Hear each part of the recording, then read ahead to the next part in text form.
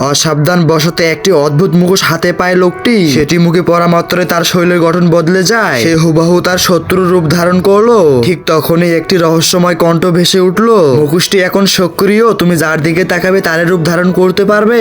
এই অলৌকিক ক্ষমতা পেয়ে লোকটির মনে পড়ে গেল সেই অপমানের কথা। কিছু সময় আগে সে ভুল করে একটি বাচ্চার খেলনা মুখোশ ধাক্কা দিয়েছিল। বাচ্চাটির বাবা তাকে অপমান করে এবং $1000 দাবি করে। তার কাছে মাত্র $300 ছিল, সেটিও লোকটি কেড়ে নেয়। টাকা কেড়ে নেওয়ার পর বলে যে এই সস্তা মুকুটটি একজন বোকায় $300 দিয়ে কিনে নিবে। সেই অপমান আর লজ্জায় লোকটির রক্ত টকবক করে। এই জাদুকরি মুখোশটি এখন তার প্রতিশোধ নেওয়ার অস্ত্র।